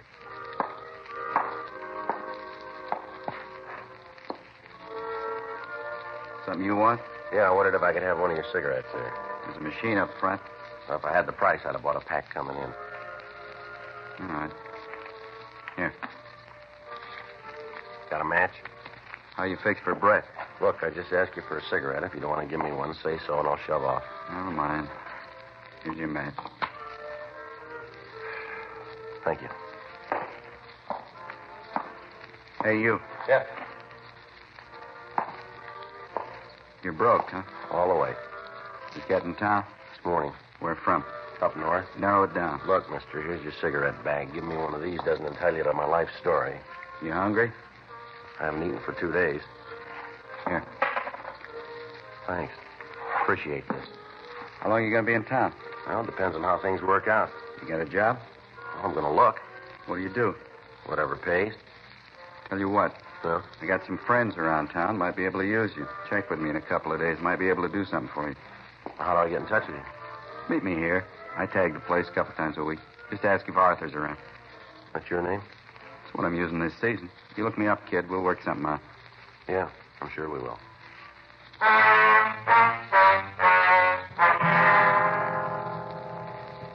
I sat and talked to Arthur for another half hour. During that time, he wouldn't tell me his last name, and I had no way of finding out anything more about him. At 12:10, I saw Frank drive by the front door. That was the signal that the crew of detectives were standing by to follow the suspect. I left the bar and walked down Main Street up to 7th. Frank was waiting for me. We drove back to the city hall and discussed what had happened with Chief Brown and Captain Welsh. During the next 3 days, Arthur was kept under constant surveillance. He didn't drive an automobile. He contacted no one. We were able to learn a considerable amount about the man. Although he didn't try to make contact with any other members of the gang, it was obvious that he was the prime fence and that he was directing the operation. Wednesday afternoon, I walked into the bar on Main Street. Arthur wasn't there, but the bartender said that he was expecting him. I waited. At 6:47 p.m., the suspect entered the place. He took a seat at the rear of the bar and motioned me back. Hi, I've been looking for you. You're right. Yeah. Wonder if you've been able to come up with that job you were talking about. I could sure use a touch. You like to travel? What? I think it might have something for you. You got to go out of town, though. For dough? I wouldn't ask you any other way. Well, what do I have to do? A friend of mine has a suitcase he wants delivered to a party in Chicago. Why didn't he send it by mail? Doesn't want it to go that way. He wants it delivered personally. Well, what's it pay? All your expenses and $100. Well, what's in the suitcase? That isn't any of your business. What happens if I get picked up? I don't know. I'm not carrying anything hot.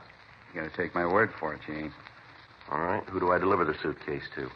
I'll meet you in the morning. I'll give you the bag then. You catch the 10 o'clock plane. When you land at Chicago, go to the coffee shop. You'll be paged. Meet the man and give him the suitcase. Well, how do I know if it's the right guy? We'll give you the name. He's the only one who knows what the name is and when you're coming in. All right. Where do I meet you? Be out in front of this place at 8 in the morning. I'll pick you up. Just one more thing. How about the money? You won't need any going back. When you turn over the suitcase to my friend, he'll give you the 100. You'll already have your ticket. All right. Sounds okay. Not as permanent as I'd like. If you carry this off, we'll be able to do more business. Well, I'll meet you here then at 8 in the morning. Is that right? Right. Be on time. I don't want you to miss that plane. A lot depends on this deal. I don't want anything to go wrong.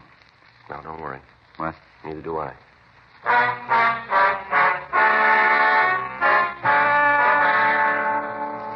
I left the bar and met Frank. We stood by the front of the place, and at 9:56 p.m., the suspect came out. He called a cab, and we followed him. He went out to the apartment where we knew he lived. Frank and I waited out front. At 11:20, a car pulled up in front of the place, and 3 people got out.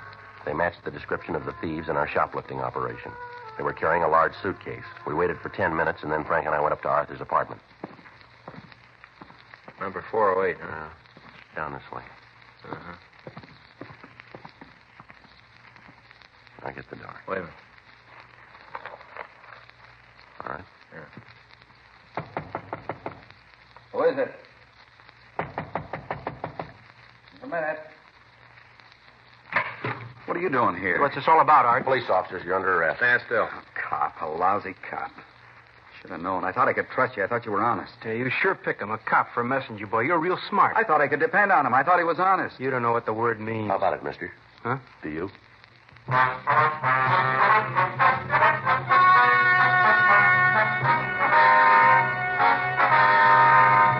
Arthur Nelson Thompson, Samuel Donald Hickok, Georgia Baxter Nielsen, and Dorothy Marie Simpson were tried and convicted of burglary in the second degree, 14 counts.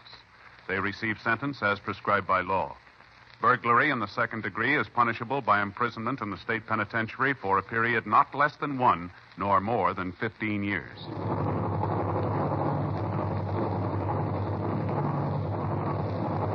You have just heard Dragnet, the authentic story of your police force in action, and starring Jack Webb, a presentation of the United States Armed Forces Radio Service.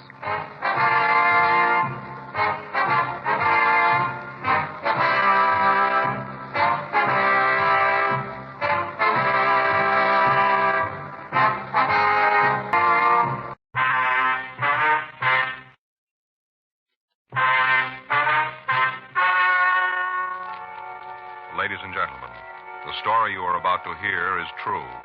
The names have been changed to protect the innocent. Dragnet.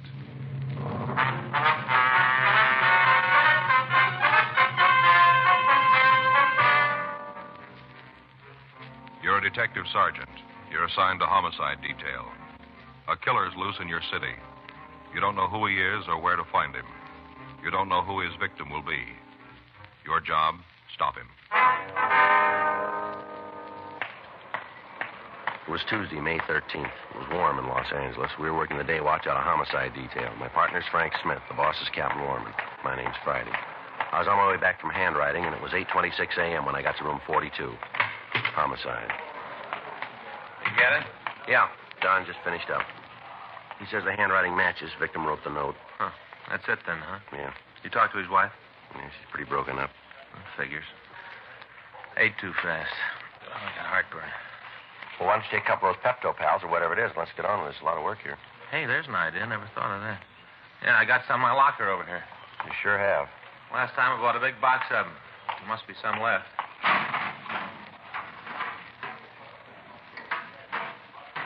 Yeah. Find them? Yeah.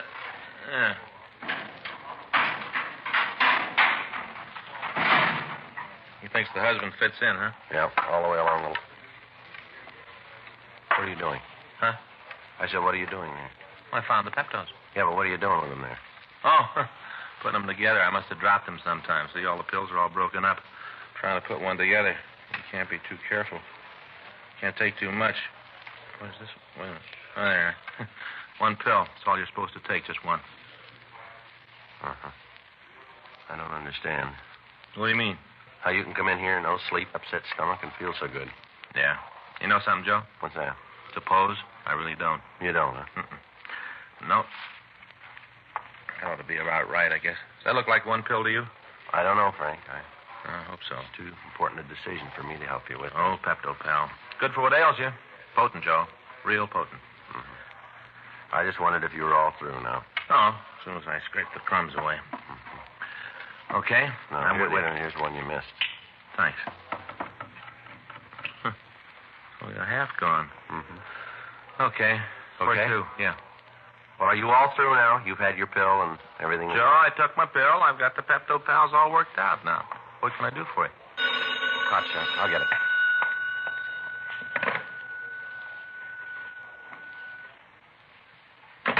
For us? Yeah, shooting at the corner of Broadway and San Julian. Who's the victim? Traffic officer.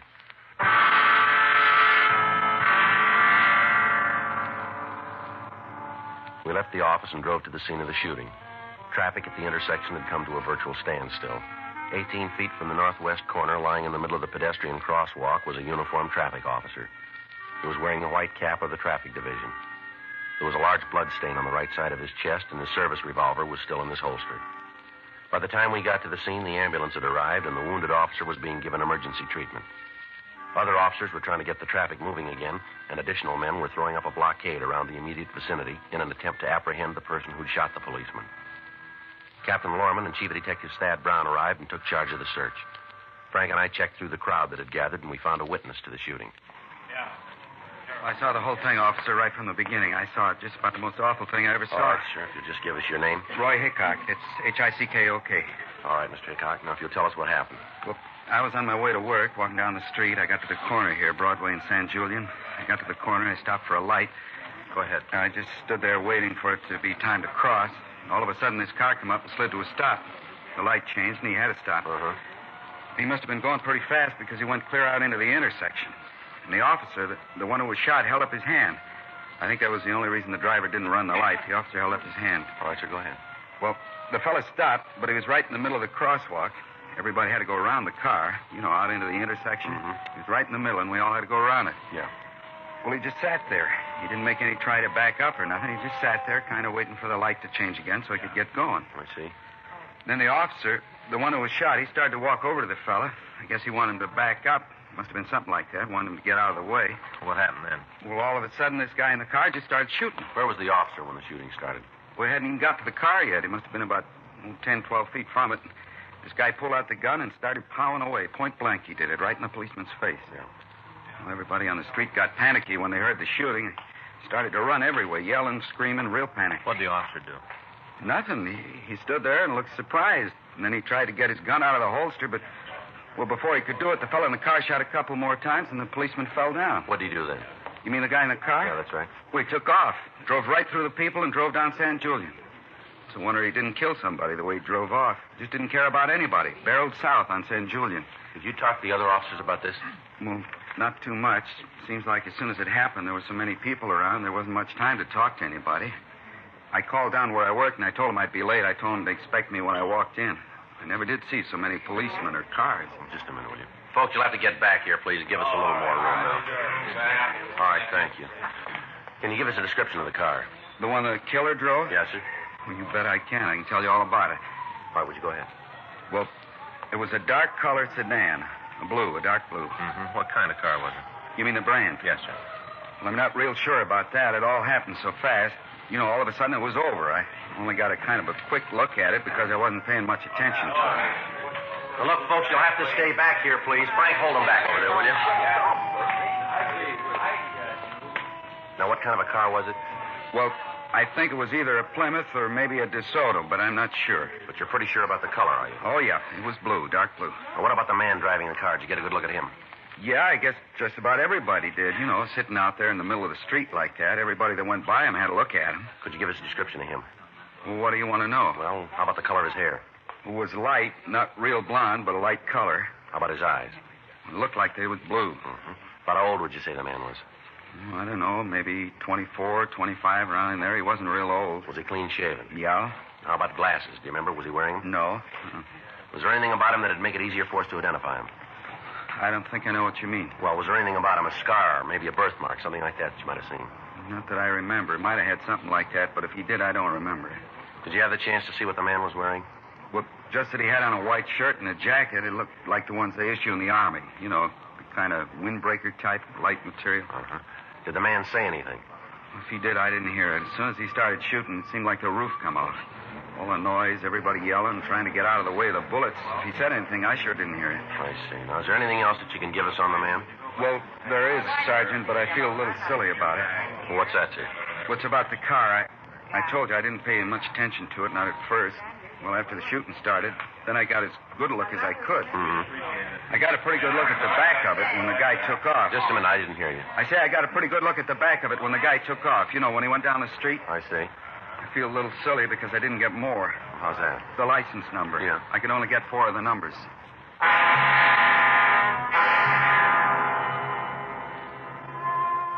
The witness was able to give us the numbers, 1 Sugar 139. A broadcast was gotten out carrying this information, and a search was started through auto records in an attempt to come up with the owner of the vehicle. 2 men were detailed to the Department of Motor Vehicles to assist their men in the search of the files.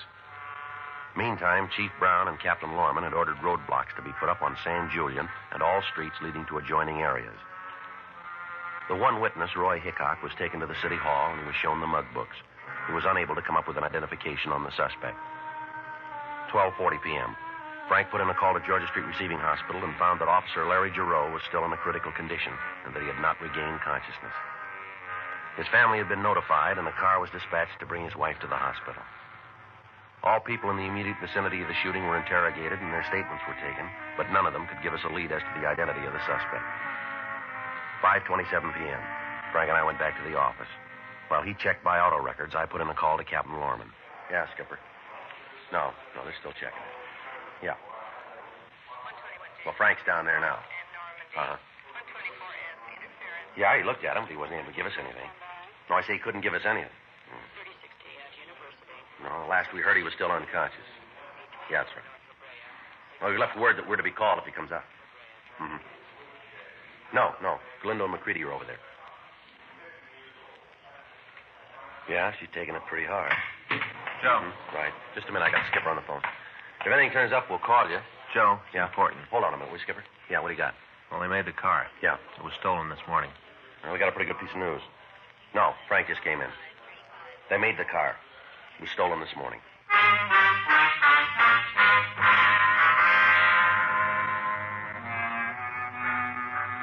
We got in touch with the owner of the car, and we talked to him. He told us that he'd noticed that the car was gone from the place where he'd left it the night before and that he'd filed a report on it immediately. We got a full description of the vehicle and a supplementary broadcast was gotten out. 8:14 p.m. We got a call from Georgia Street Hospital telling us that Officer Giroux had regained consciousness and he could be questioned. Frank and I left the office and drove over to see him. By the time we got there, however, he lapsed into a coma again. We talked to Dr. Sebastian. He told us that he'd removed 4 bullets from Giroux's body. One of the shots had severed the officer's spinal cord. In the event that he pulled out of it, he'd never walk again. Frank and I talked with Galindo and McCready. They'd been able to interview the wounded officer, but they hadn't been able to get any additional information from him. As we walked down the hall, we met Mrs. Giroux. Sergeant Friday? Yes, ma'am? I'm Ellen Giroux, Larry's wife. Yes, ma'am. Do they know yet? Do they know if Larry's going to be all right? Well, it'd be better if you talked to Dr. Sebastian, Miss Giroux. I have. He tells me they don't know yet. How can they say that? They don't know. Larry's been here for almost 12 hours. They must know something. Why won't they tell me? We're sorry, Miss Giroux. Have you caught the man yet? The man who did this to Larry, have you got him yet? No, ma'am, not yet. Then what are you doing here? Why aren't you out looking for him? We're doing everything we can, ma'am. But you haven't caught him. You're all running around looking, but you haven't caught him. Well, that's doing a lot of good. It makes me feel a lot better to know that the man who shot my husband is still running free. We're sorry. That doesn't help, Sergeant. I can't take it home with me and spread out your sorrow in front of my children. They're still going to want to know where their father is. They're still going to want to have him back. Your good wishes aren't going to be enough. Joe, I'll check the office. All right. Tell the skipper we're going to tag Metro Division. Right. Miss Giroux, we know how you feel. We know what's going through your mind. My partner there was just shot not too long ago, and I've been right here in this same place waiting for a report, too, just like you. I know what it is to see the doctor come out of a treatment room and not say anything. I know there isn't much I can say to make it easier. But we can tell you this. There are 4,000 policemen in this city. Every one of them's looking for the man who shot your husband. Joe? Yeah. The suspect? Yeah. They found him.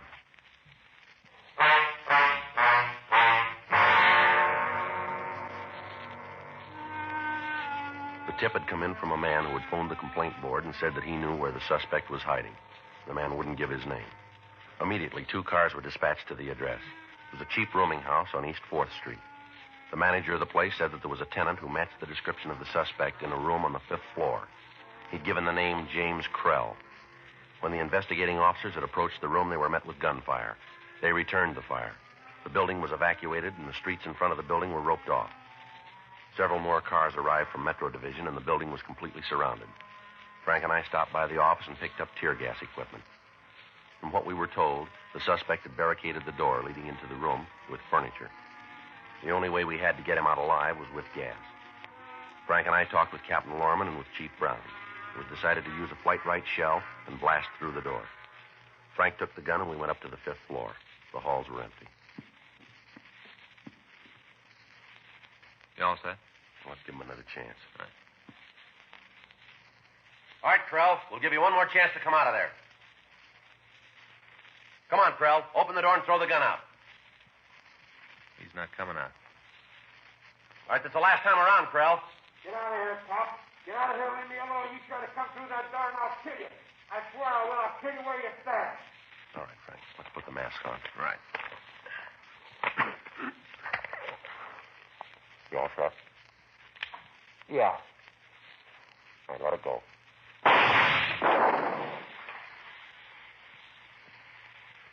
Should be coming out. Yeah.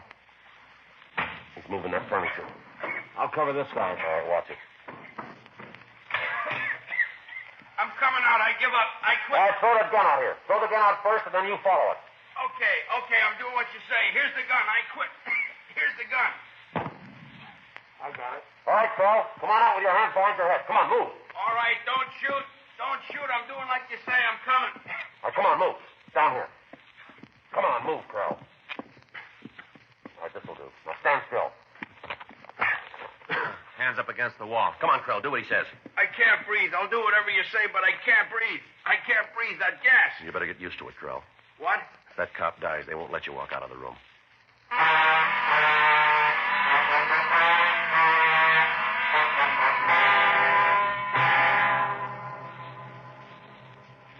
The suspect was taken to Georgia Street Receiving Hospital for treatment. When the investigating officers had approached the room that he was hiding in, Krell had shot at them through the door. They'd returned the fire, and one of the bullets had shattered his left wrist. We got his full name, and we ran him through R&I. We found that he had a minor record in California and was, at the time, a deserter from the Army. His wrist was taken care of, and then Frank and I talked to him in the treatment room. Lousy deal all the way around. Is that right? Sure, you guys had no right to come up there and shoot off that gas. We didn't call it. Lousy deal. Why'd you shoot that officer? I thought he was going to shoot me. It was self-defense. When they picked him up, his gun was still in his holster. Then somebody put it back. Why'd he want to shoot you? Who knows? Who can figure any cop? You're all sadists. Why'd you do it? Look, I'll tell you nice and plain. I drove up to the signal. I stopped. This wise cop come over started rousing me about being in the intersection. I told him to shut up. I don't have to take that kind of talk from nobody. He pulled a gun. It was self-defense. We got a couple of people saw the whole thing. They tell a little different. They're either psycho or else you're paying them off. How long you been AWOL? Who says I am? The Army? I could square that beef with him. What about that car you were driving this morning? What about Where'd you get it? Belongs to a friend of mine. I borrowed it. Owner reported it stolen. He must have forgotten. He told me to take it. What's the friend's name? I forget. They'd pay you to remember. I have a very bad memory. Why'd you shoot the officer? Because he was going to shoot me. He just walked up and said he was going to shoot you. Is that it? Yeah, guy's a sadist. All you cops are. Put that uniform on, you all think you can boss anybody around. Well, you made a mistake with this one. Isn't anybody bosses me around. How long you been in town? Why? Answer the question. Couple of weeks. You've been AWOL for over 6 months now. Where you been? Around. Where? I like to travel. Manager of that rooming house says you just checked in this morning. Is that right? You talked to her. I didn't. All right, where you been staying? There goes the memory again. Look, you're in trouble, Krell. Talk like that won't do you any good. One of those things. I wish I could help you fellas, but there's nothing I can Where'd you do. get the car? From a friend. What's his name? I don't remember. But he said you could take it. Yeah? Then why'd he report it stolen? Ask him. We did. He says he doesn't know you. Where'd you get the gun? Picked it up. Where? Bought it. Don't know the name of the store. It's being checked now. You might as well save time and tell us. You're getting paid. What'd the officer say before you shot him? Didn't say anything. Just pulled his gun. I was faster. Self-defense. Now, you might think this is a game, Krell. You maybe think you're a big man sitting here, but I want to set you straight. You're in trouble. More trouble than you've ever been in before. We've got at least 20 people who saw you deliberately gun that cop. They're willing to swear to it in court. You know what I think it was? Now, you go ahead and tell us. It was this kind of purple flash, and all of a sudden this cop was laying there. Maybe it wasn't self-defense. Maybe it was temporary insanity. Hey, how's that sound? Temporary insanity. He die? No, not yet. Cops and cats, you can't kill him. You made a pretty good try. All right, mister, on your feet. What for? Come on, let's go. We're going to jail? Get up, Krell. Come Maybe on. you're going to take me to the gas chamber right now, huh? Do without a trial or nothing. Just lock me up and drop the eggs. You're awful close to it, mister. You got to get me there first. You stand in front of it right now. I tell you what, I'll give you 10 to 1 I don't make it. Come on. Well, I bet you guys would just love to have me make a break, huh? Now, you listen, Krell. With that arm, we can't put handcuffs on you, but you're still in custody. Don't try anything. Well, how about it? You'd like that, wouldn't you? Get your pictures in all the papers. Heroic cops killed criminal. All right, in here.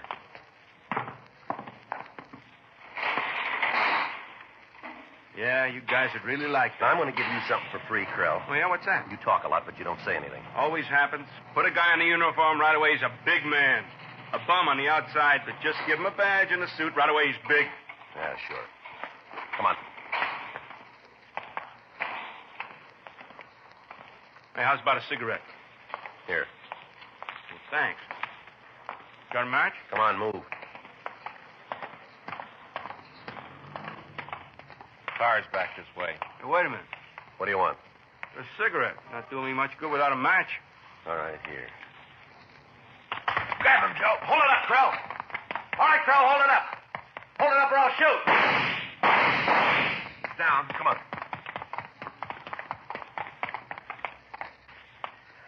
How about it, Joe? Well, I guess he was right. Huh? That bet about the gas chamber? Yeah? He won't make it.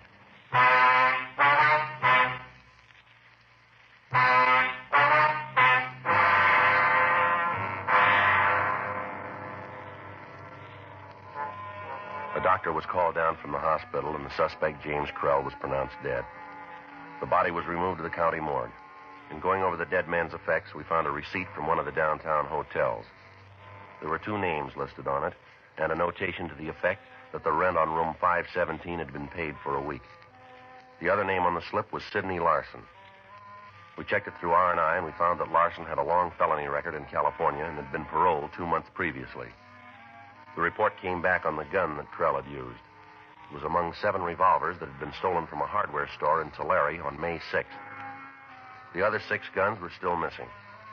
We checked with Dr. Sebastian on Officer Giroux's condition. We were told that the policeman was still unconscious, but that he had passed the critical stage. Mrs. Giroux collapsed when she heard the news that her husband would never walk again, and she was placed under sedative. 10:48 p.m. Frank and I left the office and drove over to the hotel named on the receipt that we found. It was a run-down place with a potted rubber plant in the lobby. We rang the bell on the counter and waited. Yeah? You the manager here? Well, right now I am, yeah. Why? Police officers. Want some information. About what? Take a look at this. That one of your receipts? Let me take a look. Now, wait a minute. Let me get the lights on so I can see. Yeah, there's the name right on the top. Sure looks like it's one of ours, don't it? You recognize the two names on it? Now, wait a minute. Yeah, I do. Yeah, I recognize him good. This fellow Larson's he in now? Well, I don't know. We don't keep a very close tab on the people who stay here. Service isn't too good, but we don't ask questions. Change the sheets once a week. We don't ask questions. Is he in? Well, he might be. I'd have to check it. There's a police investigation, mister. Is Larson in? I'll check the box.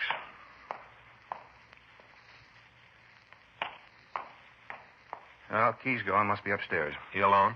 Can't say. Might be. I didn't hear nobody go up, but then I don't listen too good. Show us the room.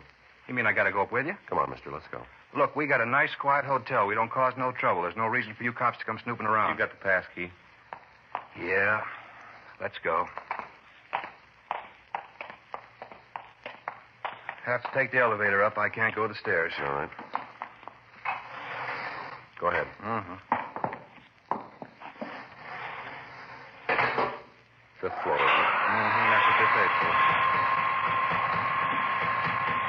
How long the two of them been here? Huh? Larson and Krell, how long have they been here? Well, I'll have to check the book for that. Can't carry those things around in my head. If I did, there wouldn't be no room for the important things. About when? What? About when did they come in? Oh, I don't know. Maybe 2-3 weeks around in there. They got any friends? Well, most everybody's got a few friends. Any of them come around here? No, not that I've seen. We're not snoopy like some. I'll get the door. All right, which way? What? Which way is 517? To the left. I don't want no trouble here now, huh? We're not going to make any. Look, this is a quiet hotel. We don't want any of the tenants to get sore. You guys are going to walk out. I got to live here. I don't want no trouble. Here it is. All right, give me the key. Yeah. Want to take that side, Frank? Yeah. Look, you stand back out of the way and keep still. Will you? No trouble now, huh? Please. Keep your voice No down, will you? trouble. All set. Yeah.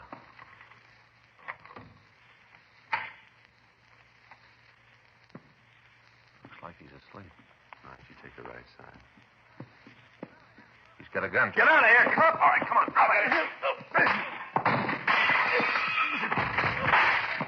Watch it, Frank. Yeah.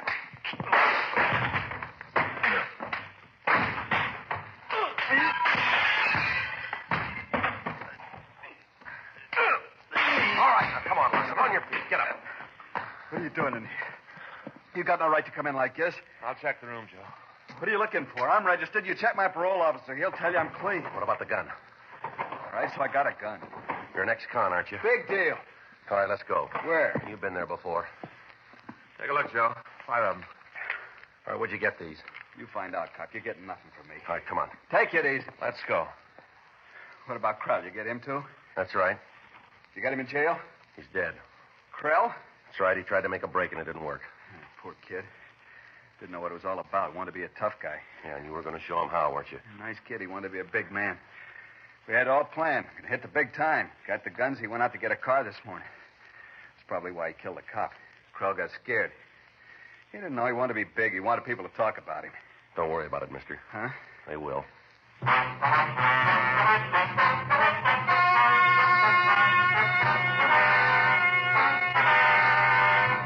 The coroner's jury returned a verdict that the death of James Edward Krell was justifiable homicide. Sidney Carter Larson was filed on for ex-convict with a gun, and upon completion of sentence on that count was released to the authorities of Tulare, California, for prosecution on a charge of burglary. You have just heard Dragnet.